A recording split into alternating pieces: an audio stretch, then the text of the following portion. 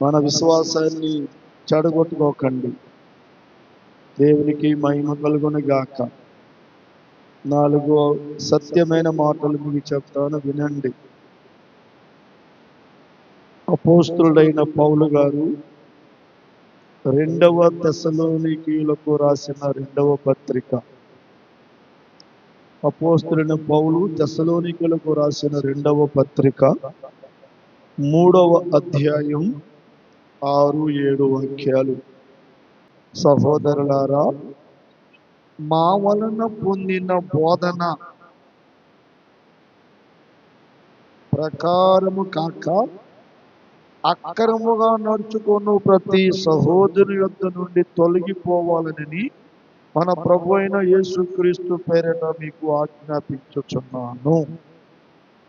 ఏలయనగా ఎలాగూ మమ్మును పోలి నడుచుకొనవలెనో మీకే తెలియను. మేము మీ మధ్యను అక్రమంగా నడుచుకొనలేదు. ఆ సంఘములో ఒక విచిత్రమైన సన్నివేశము కలిగింది. ఏంటంటే, క్రీస్తు 2వ రాకడ గురించిన సందిగ్ధములో సంఘం పడిపోయింది.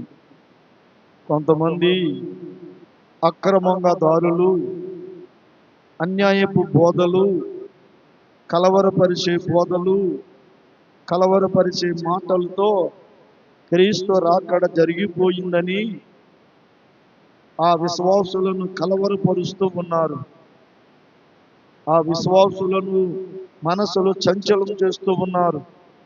అక్రమమైన బోధలు బోధించి, అక్రమంగా తిరిగే వాళ్ళు అక్రమమైన బోధలే బోధిస్తారు. క్రమముగా తిరిగే వాళ్ళు క్రమమైన బోధలు బోధిస్తారు. నీ దగ్గరికి ఎవరు వస్తున్నారు, నువ్వు ఎవరితో తిరుగుతున్నావో వాళ్ళ బీజమే నీలో పడింది. ఎంత గొంతు చించుకుని అరిసినా మా బీజాలు పడవు. ఎందుకంటే లోకమంతా అక్రమంతో సాగిపోతుంది గనక మనుషులకు ఆ మాటలే మధురం. పౌలు గారు కష్టపడి సంఘాన్ని కట్టుకుంటే, అన్ని జనాంగం నుంచి కొంతమందిని ప్రభు వైపు తిప్పితే వాళ్ళు చక్కగా పెంచుకుంటున్నాడు పౌలు గారు. పౌలు గారు లేని సమయంలో కొంతమంది దుష్టులు, దుర్మార్గులు, పనికిమాలిన ప్రవర్తనలు ప్రవర్తించే రకాలు పౌలు గారు మాటలను తిప్పి కొడుతూ, పౌలు గారిని చెప్పిన మాటలు కాకుండా వేరే మాటలు బోధిస్తూ వీళ్ళని సందిగ్ధంలో పెట్టేసి ఇతరులలో అర్థం కాని పరిస్థితుల్లో చేసేస్తున్నారు. ఈ సంగతి పౌలు గారికి అర్థమైంది. పౌలు గారు అప్పుడు 2వ పత్రిక రాస్తున్నాడు. ఈ యొక్క అనిశ్చతను తొలగించటానికి, ఈ యొక్క సందిగ్ధాన్ని తొలగించటానికి 2వ పత్రిక రాస్తూ వాళ్ళ విశ్వాసాన్ని గణపరుస్తూ 2వ రాకడ ఎలా ఉండిద్దో, ఆ రాకడ వచ్చే ముందు ఏమి జరిగిద్దో, ఏమి జరగాలో ఇవన్నీ బోధిస్తూ 3వ అధ్యాయం వచ్చేసరికి సంఘములో క్రమశిక్షణ చేస్తున్నాడు. విశ్వాసులైన మీరు ఎలా ఉండాలన్న విషయం చెప్తున్నాడు. ఎందుకంటే తన పిల్లలు నాశనం అయిపోతూ ఉంటే ఏ తండ్రికి బాధే.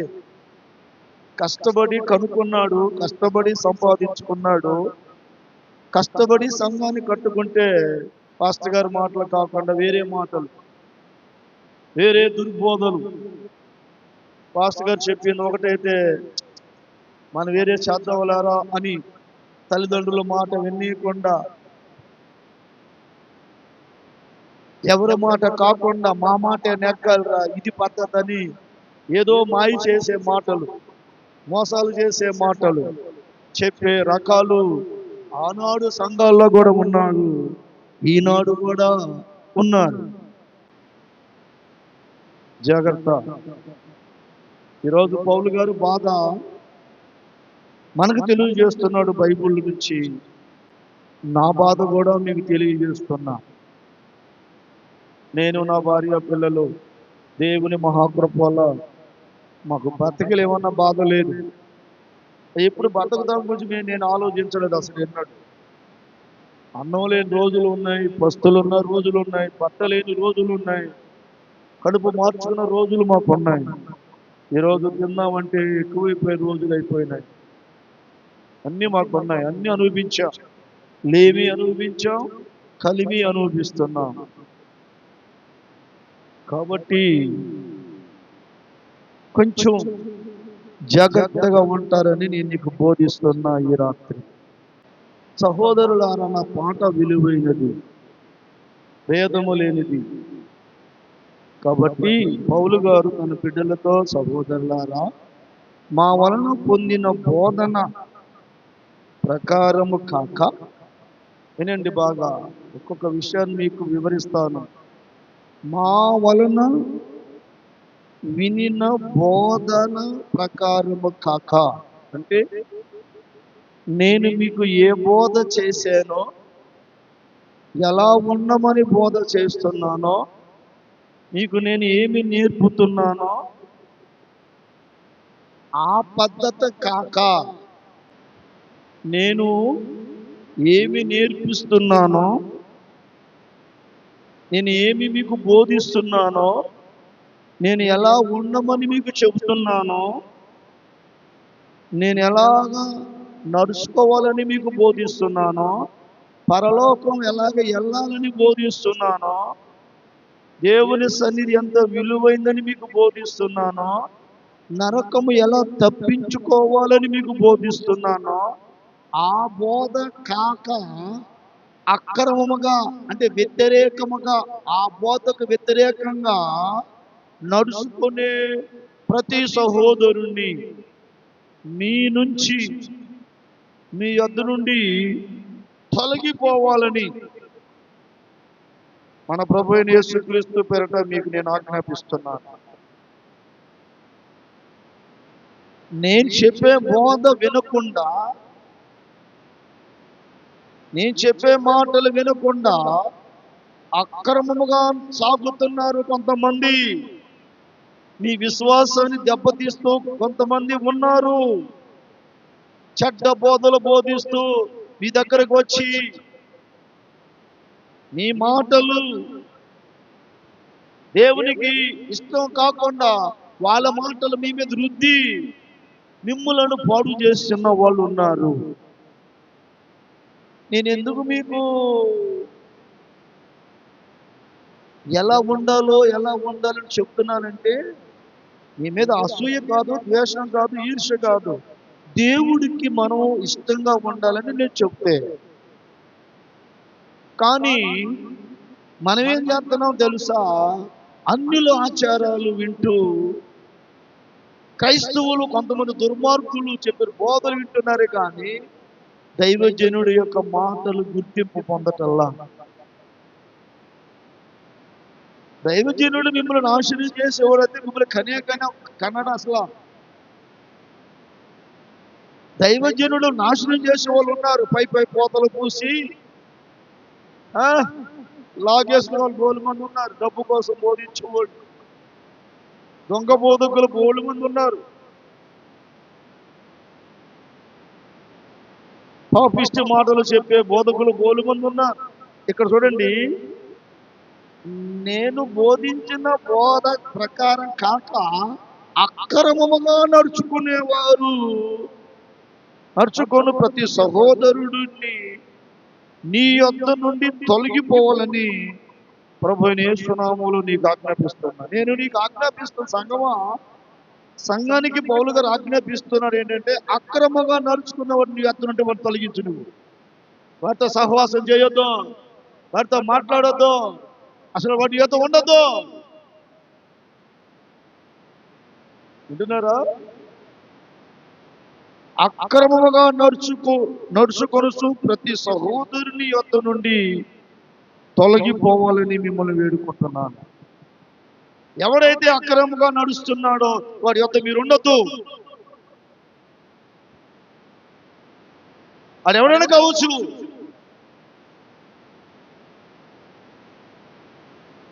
లోకంలో వ్యభిచారం చేసేవాడు, పలికిమాలు తిరిగేవాళ్ళు, దేవుని సేవకుడి మీద నిందలేసి దేవుని సేవకుని సంఘాన్ని హింస పెట్టిన వాళ్ళు, వాళ్ళతో నువ్వు కలిసి ఉంటావేంట్రా? వాళ్ళతోనూ కలిసి ఉంటే వాళ్ళ బుద్ధులు వస్తాయా, దేవుని బుద్ధులు వస్తాయా? పౌలు గారి బాధిని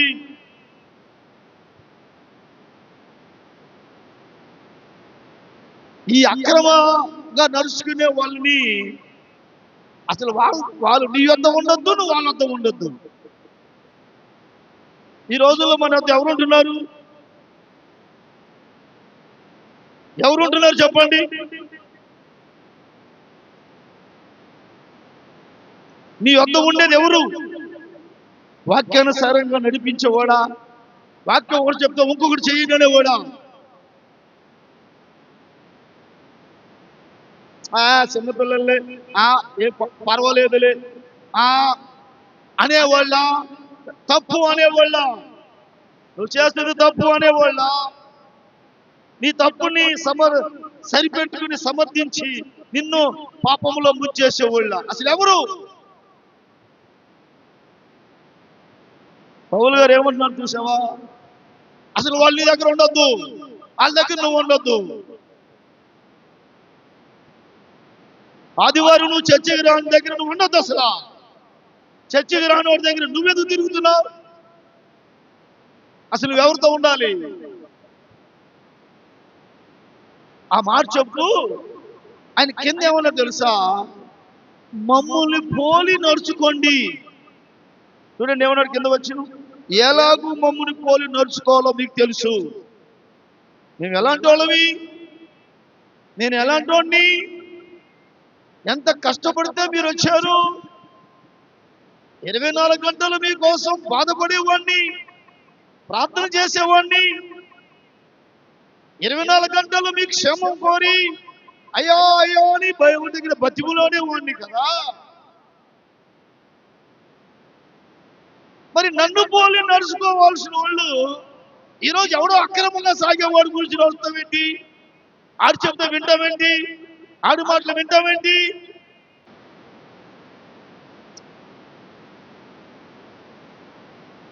మేము నచ్చలేదా? నా జీవితం నచ్చలేదా? ఒకవేళ నాలో ఏమైనా అక్రమం ఉందో చెప్పండి అంటున్నాడు పౌలు గారు. ఆ పై మాట చూడండి. మేము మీ మధ్యన అక్రమంగా నడుచుకున్నామా? లేదే. మీ మధ్య మేమేమైనా క్రమం తప్పి తిరగలేదే. హలో సంగమా, జాగ్రత్త వినండి. అంత పెద్ద పౌలు గారే దైవ సేవకుడే సంఘంతో అంటున్నాడు, మేమేమైనా అక్రమంగా నడుచుకున్నామా? ఈరోజు మేము సేదైపోయామా? మీకు అలా మాటలే మీకు మధురమైపోయినాయా? దైవ సేవకుడిని, మిమ్మల్ని వాక్యంతో పోషించేవాడిని, మీకోసం ప్రార్థన చేసేవాడిని, మమ్మల్ని పోలి నడుచుకోవటం మీకు చేత కావట్లేదా? మాలో ఏమైనా అక్రమం ఉంటే చెప్పండి. బిస్కెట్లు వేసి ఎవడో దొంగోడు ముసుగేసి బిడ్డను తీసుకుపోతుంటే తల్లిదండ్రులు బాధ ఏంటి? ఈ అక్రమంగా నడిచేవాడికి ఏం తెలుసు పరలోకం గురించి?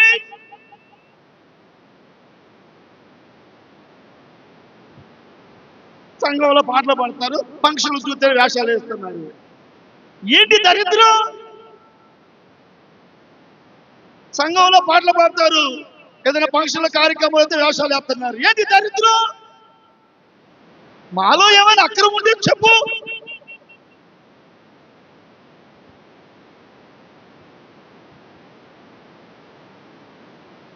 నేను ఏదైనా అక్రమంగా నడుచుకున్నారా? చూడండి మీరు. ఎవడో దుర్మార్గుడు వచ్చి మీలో దొరబడి ఈ తప్పుడు బోధలు చెప్తే అన్ని గంటాల్సిన పోయి ఆడితో తనకి లేస్తారేనా అంటున్నాడు దైవజనుడు. బాధ, సంఘం గురించి బాధ. ఒక ఆత్మ నరకానికి వెళ్తే బాధ అడిగేం తెలుసు, పలికిమారేశ్వరులకేం తెలుసు ఆత్మ గురించి. మన సంఘంలో మన ఖాతాలు వెళ్ళిపోయిన వాళ్ళు తెలుసు, ఏం తెలుసు ఆత్మ గురించి.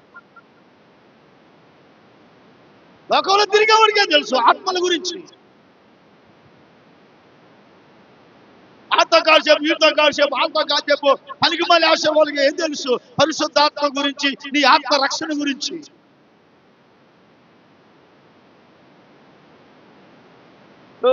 ఈరోజు నాకు డబ్బులు వద్దా దుస్తులు అయిపోయారా? నాకు డబ్బులు వద్దా వాళ్ళకి గొప్పలు అయిపోయారా?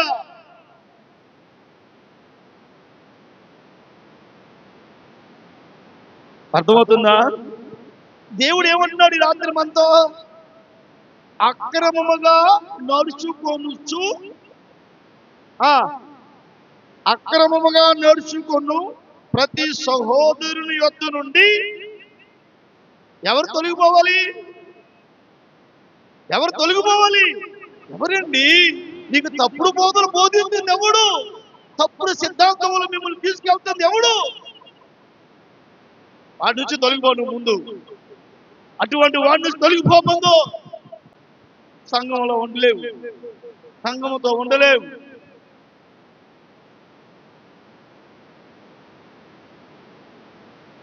ఒక ఆత్మీయ తండ్రి వేదన. 14వ వాక్యం చూడు. ఈ పత్రిక మూలముగా మేము చెప్పిన మాటకు ఎవడైనను లోబడని ఎడల అతనిని కనిపెట్టి అతడు సిగ్గుపడు నిమిత్తము అతనితో సాంగత్యము చేయకుడి. ఎలాగా సంఘంతో మాట్లాడుతున్నాడు చూడు ఆత్మీయ తండ్రి. ఏమంటున్నాడు? ఈ పత్రిక మూలముగా నేను చెప్పిన మాటకు ఎవడైనా లోబడని ఎడల, దైవ సేవకుడిగా నేను చెప్పే మాటకు ఎవడైనా లోబడకపోతే అటువంటి వాడితో అసలు మాట్లాడొద్దు, తిరగొద్దు, కలవద్దు. సంఘాన్ని ఎందుకు ఇంత గట్టిగా హెచ్చరిస్తున్నాడు? తిరగమన్నాడు వాళ్ళతో, ఎంజాయ్ చేయండి అన్నాడు వాళ్ళతో. నా మాట వినని వారితో, నా మాటకు లోబడిన వారితో, నేను నేర్పే బోధకి ఎవడైతే లోబడడో అట్టి వారితో మీరు తిరగొద్దు. సాంగత్యము చేయొద్దు అని గట్టిగా చెప్తున్నాడు. మరి ఏం చేయాలి? అర్థం తిరగొద్దు, అర్థం ఉండదు. పక్కెళ్ళిపోండి. ఒకవేళ నీకు చేతనైతే మరొక మాట అంటున్నాడు ఇక్కడ. ఏమంటున్నాడు? అతనిని శత్రువుగా భావించక సహోదరుడిగా భావించి బుద్ధి చెప్పు. దేవునికి స్తోత్రం. ఏం చేయమన్నాడు? శత్రువుగా భావించక సహోదరుడిగా భావించిన. నువ్వు చేతులు తప్పు, ఇది కరెక్ట్ కాదు. సంఘములో ఎలా ఉండాలి? సంఘం చెల్లిపోయావు, సంఘాన్ని నాటలేదు, ఏంటి నువ్వు చేసే పని? బుద్ధి చెప్పు అంటున్నాడు పౌలు గారు. ఒకవేళ నీకు మనసు ఉంటే శత్రువుగా భావించక సహోదరుడు భావించి దగ్గరికి వస్తే నువ్వు తప్పు చేస్తున్నావు, దిద్దుకో, అసలు ఆట సాంగత్యం చేద్దామని చెప్పాడు. ఒకవేళ మీకు మనసు ఉంటే అది బుద్ధి చెప్పండి. నువ్వన బుద్ధి చెప్పు. అంటే నీ దగ్గరికి వస్తాడు, మా దగ్గర రాడు కదా, నా దగ్గర రాడు కదా, మీ దగ్గరికి వస్తాడు. ఎందుకంటే మీరు వాళ్ళతో సరదా కదా, వాళ్ళతో సంతోషం కదా, వాళ్ళే కదా మీకు మిత్రులు, ప్రియులు. మీ దగ్గరికి వస్తారు. వచ్చినప్పుడు ఏం చేయాలి? నీ క్రమం పద్ధతి బాగుందా? నీ వేషం బాగుందా? నీ నడక బాగుందా? నీ మాట బాగుందా? సంఘంలో లేవు, నువ్వు సంఘానికి వ్యతిరేకంగా జీవిస్తున్నావు, నాకు మాట చెప్తావేంట్రా? సరి చేసుకో, చక్కదిద్దప్పుడు నా దగ్గరికి అని బుద్ధి చెప్పేవాడు ఎవరైనా ఉన్నాడా? పౌలు గారు బుద్ధి చెప్పండి అంటున్నాడు. కష్టపడి కట్టుకున్న సంఘాన్ని దీన్ని నాశనం చేసే వాళ్ళు చాలా మంది ఉన్నారు. మీకు దొంగ బోధలు బోధించే వాళ్ళు చాలా మంది ఉన్నారు. కాబట్టి మీకు బుద్ధి చెప్పడం చేతనైతే బుద్ధి చెప్పండి. బుద్ధి చెప్పడం చేత కాకపోతే ఏం చేయాలి? వాళ్ళతో తిరగొద్దు, వాళ్ళతో ఉండొద్దు, వాళ్ళతో నడవద్దు, వాళ్ళతో సంగత్యం చేయొద్దు, అసలు వాళ్ళతో మాట్లాడద్దు. అది ఒక ఆత్మీయ తండ్రి సంఘానికి హెచ్చరిస్తున్న గొప్ప హెచ్చరిక. నువ్వు చర్చికి రావురా, నీకు నాకు సంబంధం ఏంటి?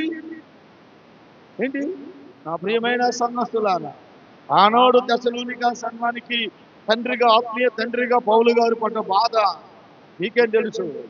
అక్రమదారులు ప్రవేశించి వాళ్ళు విశ్వాసం మీద దెబ్బ కొట్టేశారు. యేసుప్రభు రాకడ లేదంటున్నారు, వాళ్ళు వెళ్ళిపోయింది అంటున్నారు. మీరు ఏమైపోతారు? దొంగ బోధలు బోధిస్తుంటే తండ్రి గారు తట్టుకోలేక ఈ ఉత్తరం రాస్తూ బలపరుస్తున్నాడు. మరి తప్పదు ఆయనకి, తన బిడ్డలని బలపరచడానికి చెప్పాలిగా, మంచిగా చెడు నీతి బోధ చేయాలిగా.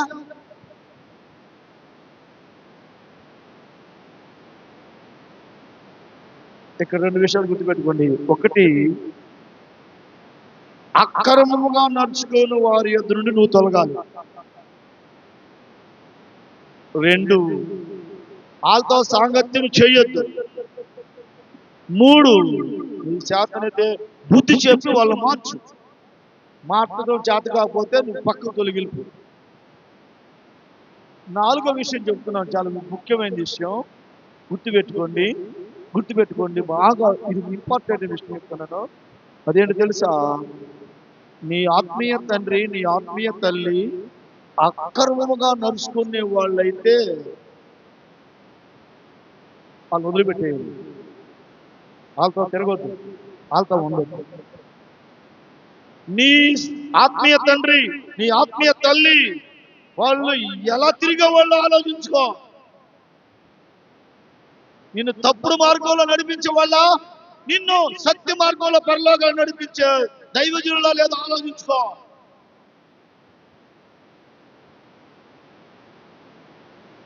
సంఘం చూడాల్సింది పాస్టర్ గారిని, పాస్టర్ గారి విశ్వాసాన్ని, పాస్టర్ గారిని పోలి నడుచుకోవాలి. అందుకని పనికి మళ్ళీ చెత్తను చూడమని చెప్పలా బైబిల్ ఎక్కడ. నీపై వాక్యాన్ని బోధించే దాసుల యొక్క విశ్వాసాన్ని అనుసరించు. వాళ్ళ విశ్వాసం కావాలా, చెత్త క్వాలిటీ కావాలా? ఎవరు కావాలి నీకు? ఎవరు కావాలి నీకు? నీతే బోలు వాక్యాలు నేను తీయగాలి. ఈ విషయంలో నేను క్రీస్తుని పోలి నడుస్తున్నాను, నన్ను పోలి నడుచుకో అన్నాడు సంఘంతో పౌలు గారు. ఈరోజు మీకు చెప్తున్నా నేను ఇదే మాట. నేను క్రీస్తుని పోలి నడుచుకోకుండా తప్పులు చేసి నడుచుకుంటే నా దగ్గర రావద్దు. మీరు చెప్పండి, ఏదైనా సరే. నేను నా భార్య కానీ ఎంత ధైర్యంగా స్పష్టంగా ఎందుకు చెప్తున్నాను చెప్పండి. మాలో ఏమైనా అక్రమం ఉందా? ఏమైనా ఉందా? చూశారు ఎక్కడన్నా? మోసం చేసావా? ఎవరు తొమ్మిది తిన్నావా? ఎవరికైనా అన్యాయం చేసావా? ఎవరి ఇళ్ళను దోసుకున్నావా? ఎవరు ఆస్తి అయినా తినేసావా? అప్పు చేసి ఎగ్గొట్టేసావా? కమాన్, ఏ విషయంలో లోపం ఉంటే మొక్కను అడగండి, తప్పేమి లేదా. రైట్ పాస్టర్, మీరు చేసావరా, నన్ను ఇలా చేసావరా? కమాన్.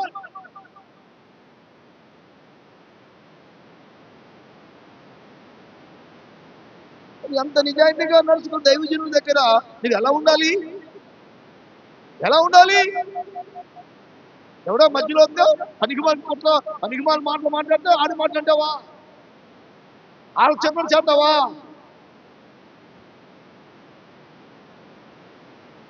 జాగ్రత్త. ఈరోజు సంగమా జాగ్రత్త. నీకు తెలియదు దైవజనుడి ఆవేదన, నీకు తెలియదు దైవజనుడి ఆక్రోశ, ఆ బాధ. ప్రేమ ఉన్న వాళ్ళకి తెలుసు, ప్రేమ లేని ఏం తెలుసు? దైవజనుడు కొట్టే చప్పుడు. ఒకరోజు దేవుడి దగ్గర నిలబడి నేను సాక్ష్యం చెప్పాలా, మిమ్మల్ని అందరూ శత్రువు చేసి ఆయన దగ్గర నిలబెట్టాలా? ఎంత ఎంత పరిచర్య, ఎంత భారమైన పని కూడా ఇది. ఒక కుక్కని సాధు చేసి నిలబెట్టవచ్చు, ఒక సింహాన్ని సాధు చేసి నిలబెట్టవచ్చు, ఒక పులిని సాధు చేసి నిలబెట్టవచ్చు. ఒక మనిషిని సాధు చేసి నిలబెట్టాలంటే మీ మటుకి మీరు ఎన్ని తిరుగుతున్నారు, ఎన్ని వైపు వెళ్తున్నారు, మిమ్మల్ని ఎలా కనిపెట్టాలా, ఎక్కడ కనిపెట్టాలా, ఏ రూట్కి వెళ్తే మిమ్మల్ని పట్టుకుని ఈ రూట్ తప్పని చెప్పాలా? 24 గంటలు మీ గురించి ఇంట్లో కూర్చొని ఆడవాలా? మేము ఏడుతూ ఉంటే మీరు తిరిగేస్తూ ఉంటారు. అదా? మారండి, గుర్తుపెట్టుకో. నిన్ను కన్న తండ్రి వేదన సామాన్యమైనది కాదు. దేవునికి స్తోత్రగాలం కాక. హల్లెలూయా. చాలా మంది కొడుకులే, కోడళ్ళే, కూతుర్లే కేసుని గీర్చి, పోలీస్ స్టేషన్ గీర్చి ఏడిపించిన వాళ్ళు ఉన్నారు. వాళ్ళని బాధ తట్టుకోలేక అల్లాడిపోయిన ప్రజలు ఉన్నారు. వెనుక మన కోళ్ళు వచ్చిందమ్మా, ఇన్ని తిప్పలు. వెనుకమ్మ కొడుకు వచ్చాడమ్మా, భార్య మాట్లాడాడమ్మా, తల్లిదండ్రులు చంపేశాడమ్మా. ఎంత దోషం జరుగుతున్నారా ఈ రోజు భూమి లేదా? నీకు తెలుసుగా, అక్కకు ఒక అరాకరం ఇచ్చాడని తండ్రి ట్రాక్టర్ కింద తొక్కేశాడా ఒక్కలా తల్లిదండ్రులు ఇద్దరిని? కదరా, ఒక అరాకరం ఇచ్చాడు, ఏం పోయావు అందగారా నీ భూమి?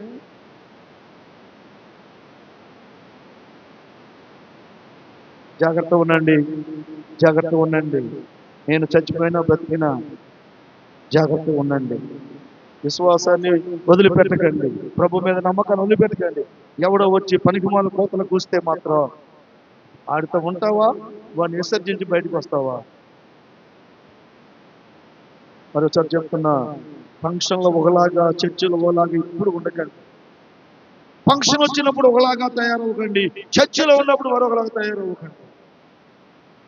చర్చిలో ఎలా ఉన్నావో ఫంక్షన్లో కూడా అలాగే ఉండు. చర్చిలో ఎలా ఉన్నావో వీధిలో అలాగే ఉండు. చర్చిలో ఎలా ఉన్నావో ఉద్యోగం చేసినప్పుడు అలాగే ఉండు. చర్చిలో ఎలా బుద్ధిగా ఉన్నావో నువ్వు ఎక్కడికి వెళ్ళినా, చుట్టాలింటికి వెళ్ళినా అలాగే బుద్ధిగా ఉండు. ఒక ఆత్మీయ తండ్రిగా, సేవకుడిగా, దేవుని మనసు ఎరిగిన వ్యక్తిగా నేను మీతో మాట్లాడుతున్నా. నాటకాలు ఆడద్దు, నాటకాలు ఆడద్దు. పెళ్ళెత్తే పెళ్లి ఒక రకంగా, లేదా ఫంక్షన్ అయితే ఫంక్షన్ ఒక రకంగా. దయచేసి నాటకాలు ఆడద్దు. నువ్వు ఎక్కడ ఉన్నావో, దేవునికి ఎలా ఉన్నావో ఎక్కడ అలాగే ఉండు. నీ విశ్వాసాన్ని కాపాడుకో, నీ భక్తిని కాపాడుకో, నీ యొక్క నమ్మకాన్ని కాపాడుకో. దేవుని వదిలిపెట్టకుండా జాగ్రత్తగా ఉండు. నీ ఆత్మ పరలోకంలో ఆనందించింది. లేదా సొలకన బుద్ధితో రెల్లులాగా ఓలిపోయే రకమా దెబ్బతింటావు.